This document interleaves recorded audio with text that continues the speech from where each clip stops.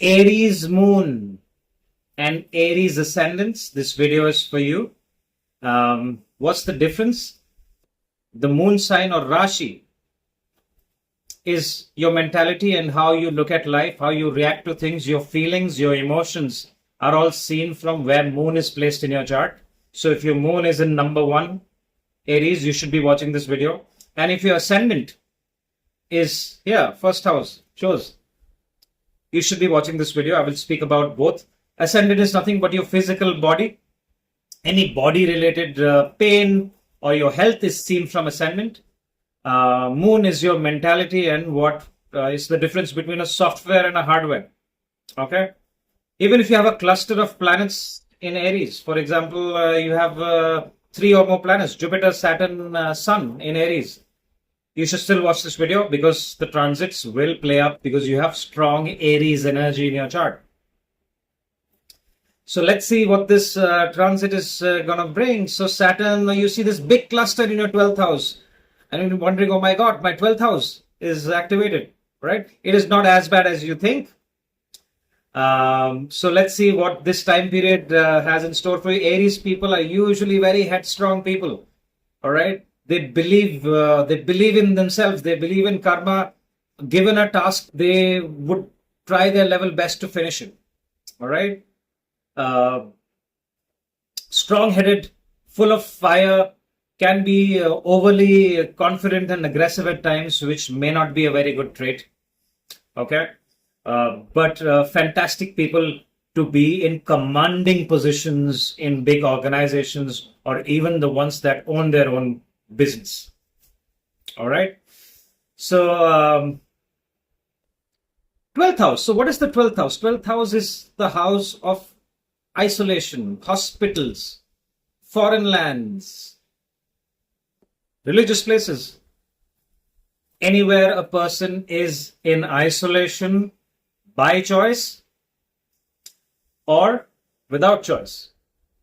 And again, I have made a video on Sadesati as well. It's the beginning of your first phase of Sadesati, which means Saturn coming 12th to the moon.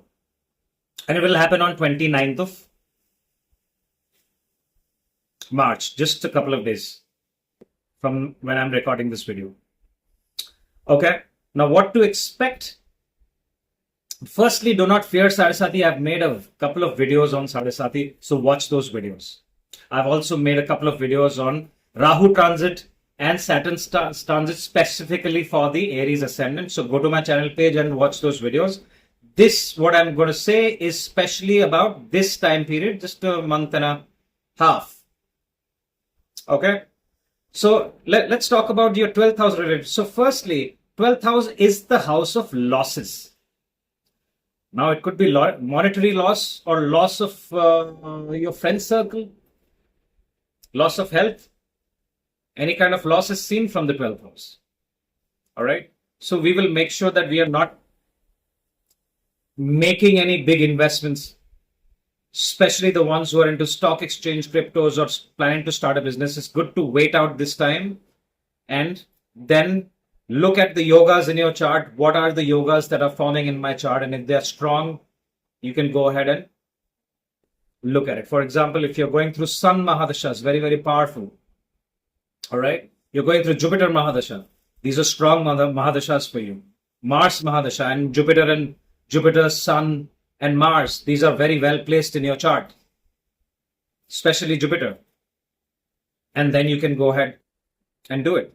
All right. Lawsuits. It's not a good time to sue someone. You may not get good results because Ketu is in your 6th house. Okay. So I do not recommend people who are planning to take legal action on some business partner or that deal didn't work or even their spouses. Most of the court cases in these days are against the person that you love and loved at one point of time and got married. All right. Not the best time. Try to see if you can resolve it in a different way. Now, some trigger dates I'll give you, especially how you are communicating with people. You need to watch out for because Mars is your main planet. And I know Aries ascendants and Aries moons for the last 6 months or so.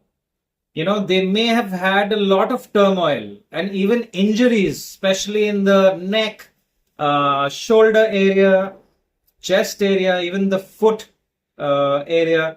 So, and that is because Mars has been playing up. Mars was debilitated, retrograde, went back to Gemini.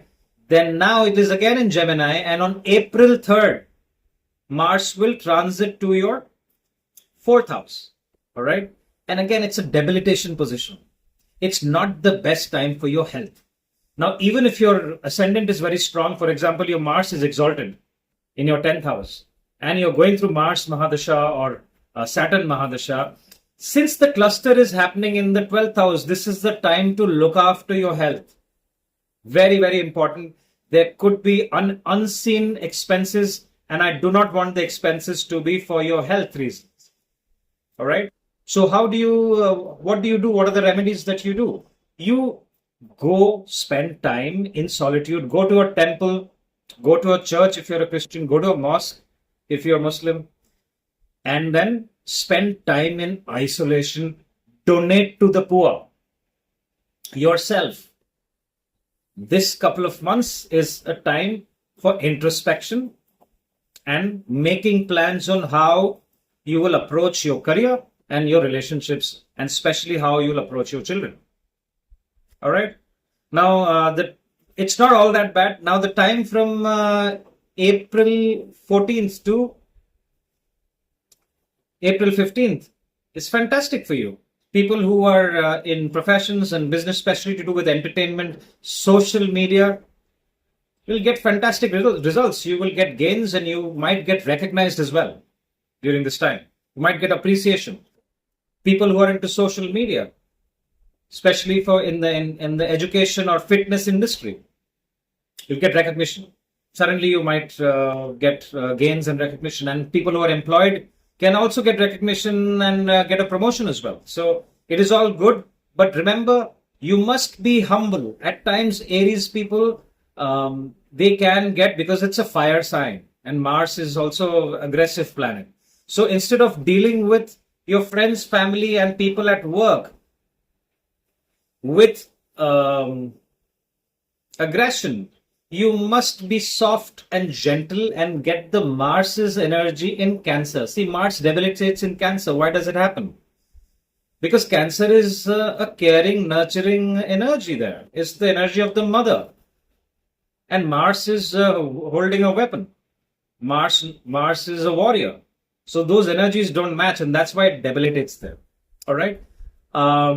People who have a very strong Mars during this time, they can also hit a property deal, or if they're wanting to buy or sell a car, all that will happen. But we have to look at the natal chart, and especially the ones who are looking at stuff in foreign lands, it can happen. But if the same yogas in your chart are they are not good, then you could lose money. There could be delay. There could be delay, people backing out with your house related, your house, fourth house, land, property, vehicle related dealings should be approached with a lot of caution. All right.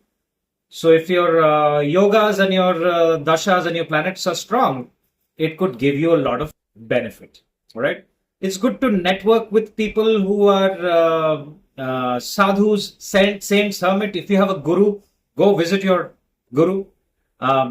Especially after Jupiter transits out of your second house, the rest of the year looks very, very good. Look after your health. Sadesati first phase, and especially a cluster of planets in 12th house is very, very close to your ascendant. It can cause you emotional ups and downs, sleepless nights, and headaches. So if you have these issues, you must invoke the first house and Mars energy by regularly exercising and following an extreme disciplined life. All right. Usually Aries ascendant and Aries moon people are very active people, super active. They have their entire day doing this, doing that. They don't like to sit at one place. All right.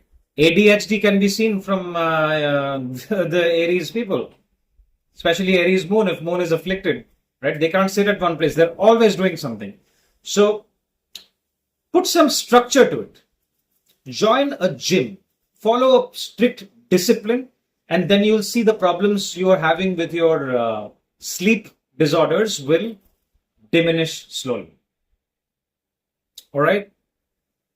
So these are my thoughts. Feel free to share your experience. If you like this video, hit the like button, share it with your friends and family. That's all I have for you. Thank you for your time. Bye-bye.